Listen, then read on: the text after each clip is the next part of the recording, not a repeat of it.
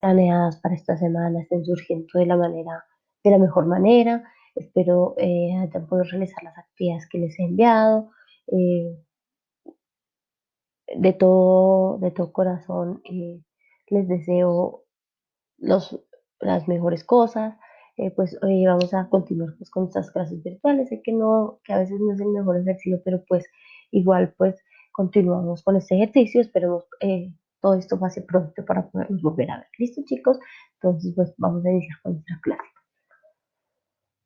Elementos para la clase, hoy que vamos a utilizar el cuaderno y la cartuchera. Entonces vamos a pulsar el minuto, vamos a ir a buscar el cuaderno y la cartuchera para la clase. Después de que ya tengamos listos el cuaderno y la cartuchera, entonces vamos a continuar, ¿vale?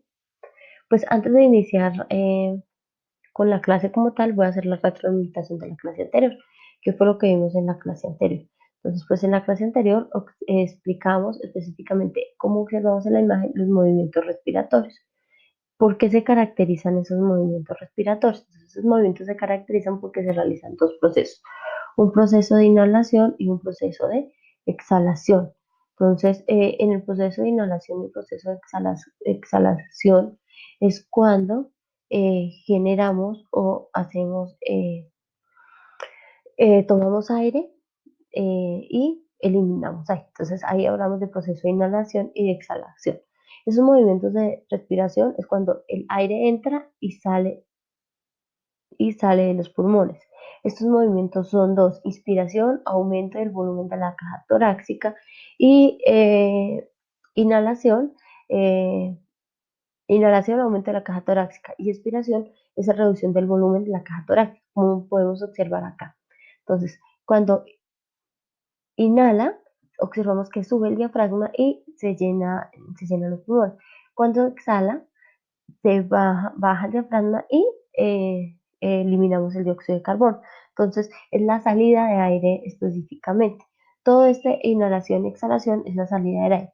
Los movimientos respiratorios son básicamente dos: inhalación y expiración. Es para ingresar y sacar aire del cuerpo. Ingresamos oxígeno y eliminamos dióxido de carbono. Chicos, no nos olvidemos. Nosotros inhalamos oxígeno y eliminamos dióxido de carbono mediante la contracción del diafragma. Los diafragmas es que son los músculos intercostales que se encuentran al lado de las costillas. Entonces, esos músculos intercostales que se encuentran al lado de las rodillas son los que generan la inhalación y la exhalación específicamente.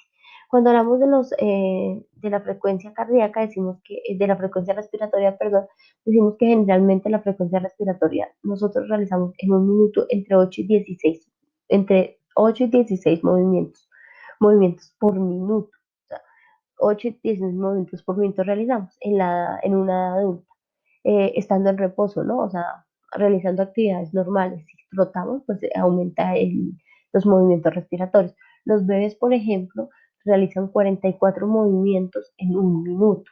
Entonces, esa es la diferencia. O sea, nosotros realizamos 16, los bebés realizan 44, pues porque tienen que respirar mucho más rápido. Eh, Cuando inflamos un globo, cuando tomamos aire, siempre el diafragma se va a desplazar hacia abajo, hacia el abdomen. No solamente pues participa como tal el diafragma, sino lo que les decía, participan los músculos intercostales, que son los que se encuentran aquí a este ladito de las costillas. Entonces, cuando hablamos de los movimientos respiratorios, pues decimos que los movimientos respiratorios son dos: inhalación y exhalación. Estos movimientos también se pueden modificar. ¿Qué quiere decir modificar? Esos movimientos cuando yo estornudo, cuando yo toso, cuando se genera un bostezo, una risa. Esos movimientos pues se pueden generar mucho más rápido, pues dependiendo si es una voz, una risa, una tos, una risa, un estornudo. Entonces, cuando hablamos de los movimientos, decimos que son dos: inhalación y exhalación. ¿Listo, chicos?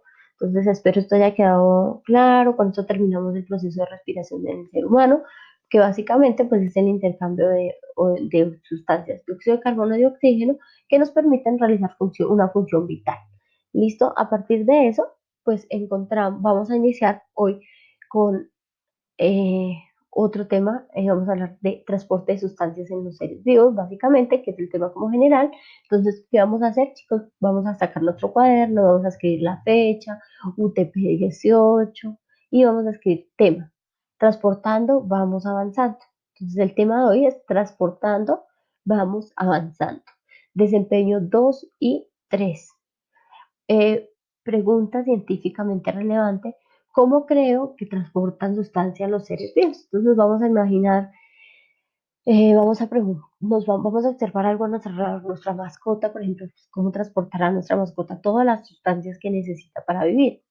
Vamos a buscar a observar el gato, vamos a observar la planta, vamos a hacer un ejercicio de echarle agüita a la planta y vamos a observar cómo creen que esta planta transporta esa agua. O sea, entonces vamos a imaginarnos, vamos a observar o vamos a hacer el ejercicio del agua y pues vamos a mirar también pues nuestra mascota, lo que tengamos en la casa que nos sirva o nos funcione, entonces vamos a ir a observarlos. Entonces vamos a observar cómo cree yo que transporta la planta, por ejemplo, el agua, o cómo creo yo que transporta mi perro los nutrientes cuando come. Entonces, pues él se come el concentrado, pero entonces, ¿cómo creo que eso que él come se va a transportar para poder ser absorbido o convertido en nutrientes? A partir de eso, pues esta es nuestra pregunta: ¿cómo transportan la sustancia en los seres vivos? Vamos a hacer el ejercicio con la planta o con un animal de la casa. Listo, chicos. Ya después de haber realizado el ejercicio, pues vamos a iniciar específicamente el tema. Para hoy, pues les traje como un mapa mental, transporte de sustancias. Cuando hablamos nosotros del transporte de sustancias, decimos que el transporte de sustancias es muy importante en los seres vivos, ya que permite o genera ese recorrido de sustancias que son vitales para las células. Cuando él realiza ese recorrido de sustancias que es vital para las células, pues decimos que son todas las sustancias esenciales que necesita un ser vivo. Esas sustancias esenciales que necesita un ser vivo, como observamos acá, podemos encontrar alimentación, excreción, secreción, comunicación y adaptación. Entonces, en el transporte de sustancias, para el transporte de sustancias, los seres vivos necesitan de una alimentación, de una excreción, de una secreción, de una respiración, de una comunicación y una adaptación. ¿Qué quiere decir eso? Pues que son todas las sustancias que el ser vivo necesita. Cuando hablamos de esas sustancias, decimos que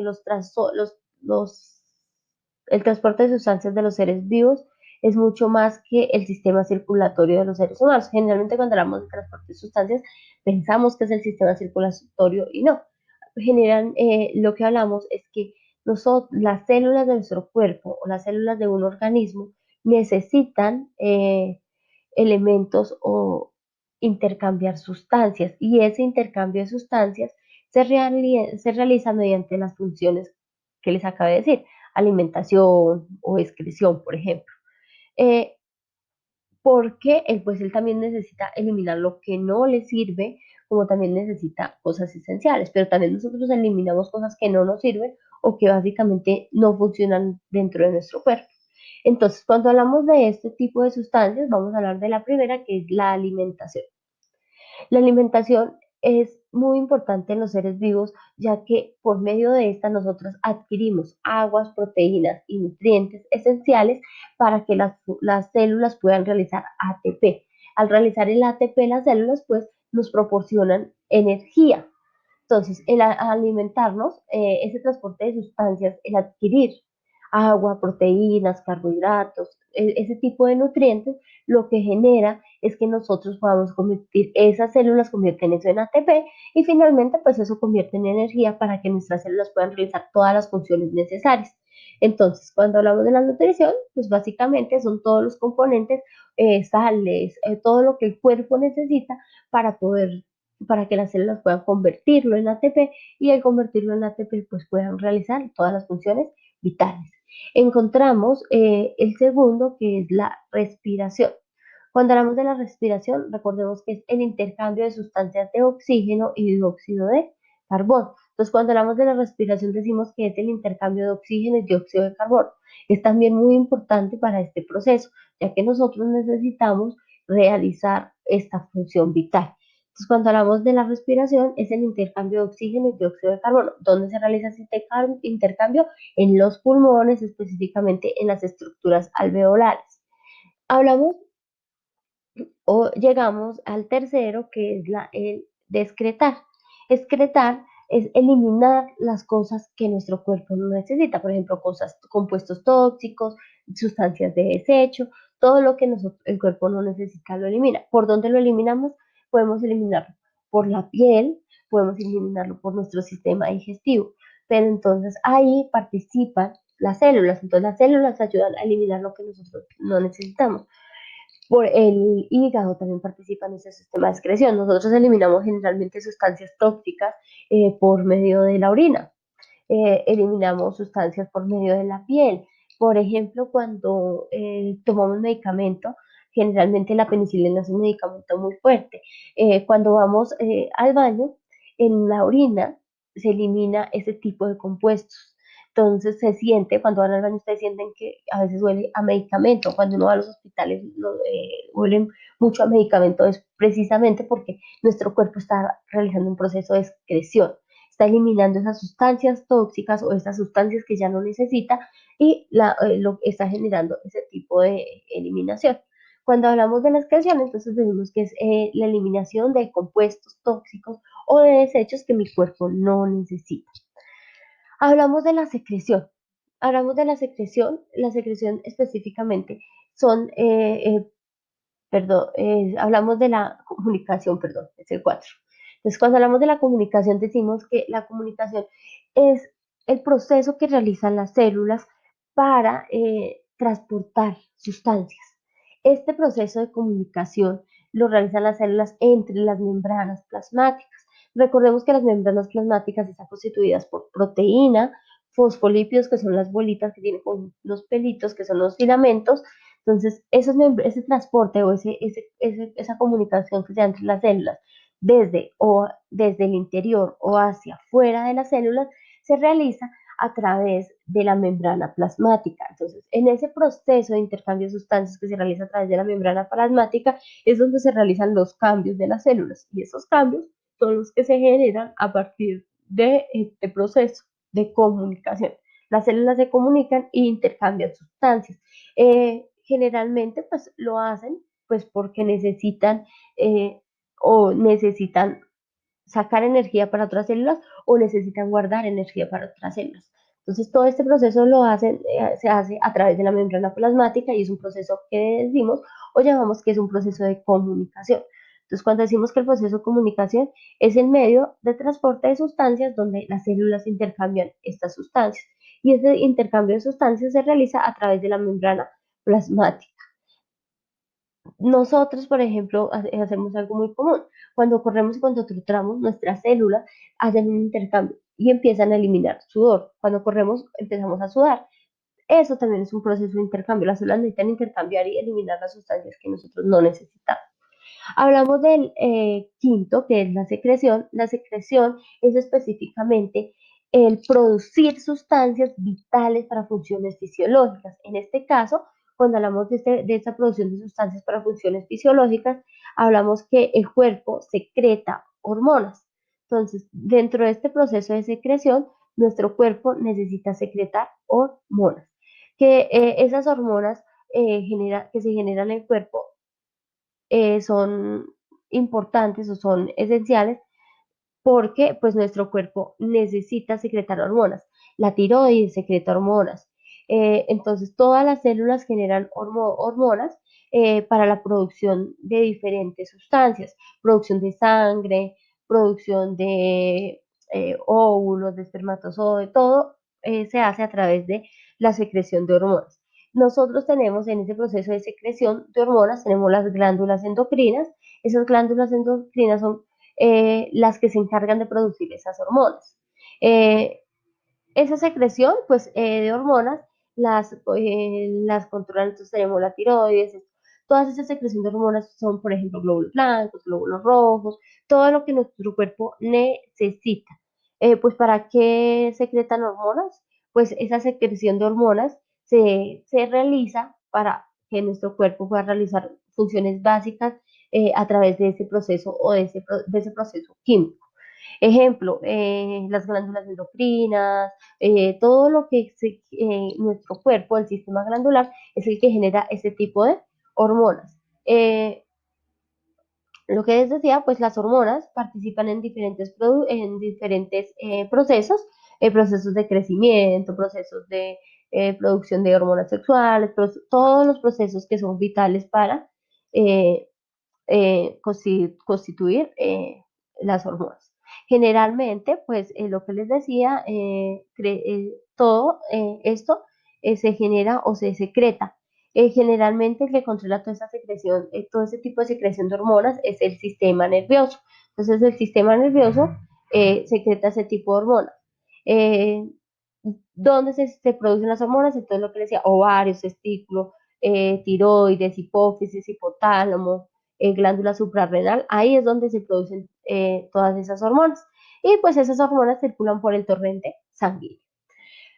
Encontramos el quinto elemento nos habla específicamente o nos habla de adaptaciones. Cuando decimos que nos habla de adaptaciones, porque nos habla de adaptaciones, este proceso es muy importante, ya que el gran número de adaptaciones que generan los seres vivos lo hacen a través de los ajustes fisiológicos. ¿Qué quiere decir esos ajustes fisiológicos? Es el cambio que se generan o el organismo que genera ese cambio de